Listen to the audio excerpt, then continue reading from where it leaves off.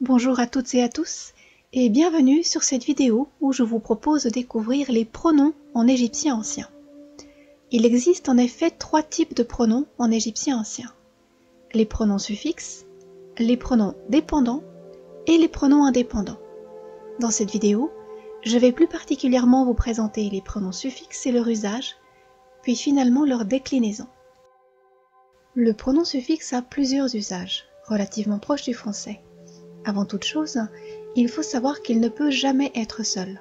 Il a toujours besoin d'un mot qui lui sert de support, que ce soit la particule iou, traduisible par notre verbe être, une préposition ou un nom.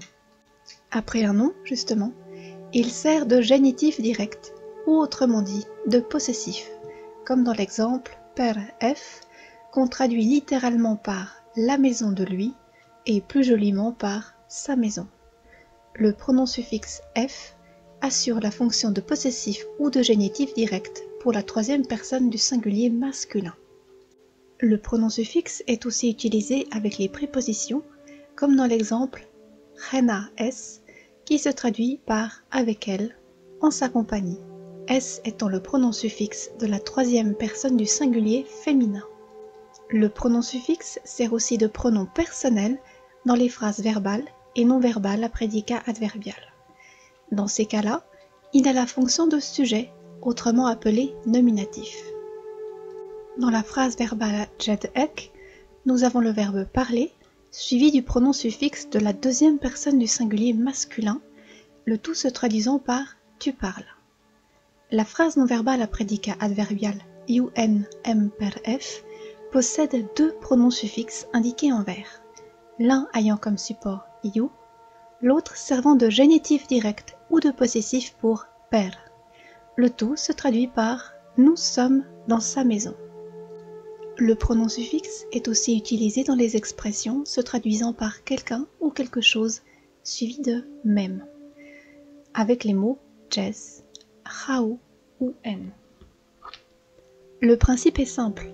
On met tout d'abord le mot auquel on va faire référence, puis l'expression jes, raou ou bien en, et enfin le pronom suffixe, comme dans l'exemple ra, jes, f, qui se traduit par ra lui-même.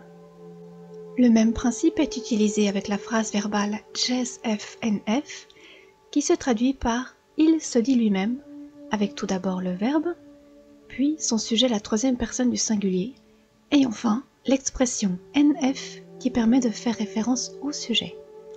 Littéralement, on pourrait traduire par « il dit à lui-même », plus élégamment traduit par « il se dit lui-même ». Par rapport à la translittération, vous aurez remarqué qu'on place un point en l'air avant le pronom suffixe pour marquer le fait qu'il est relié à une base nominale, prépositionnelle ou verbale. Et enfin, voici le tableau complet du pronom suffixe décliné à toutes les personnes. Je précise que le duel ne sert que pour les cas où 2 personnes sont concernées. Dans une prochaine vidéo, je vous proposerai de travailler sur quelques phrases pour mettre en pratique la théorie étudiée dans les 5 premières vidéos de cette chaîne dédiée à l'apprentissage des hiéroglyphes égyptiens. Si vous souhaitez aller plus loin et suivre des cours d'égyptien ancien abordables et à votre rythme, sans aucun engagement d'un cours à l'autre, je vous invite à aller sur le lien donné en description. J'espère que cette vidéo vous a intéressé, je vous souhaite une très belle journée et me réjouis de vous retrouver dans une prochaine vidéo.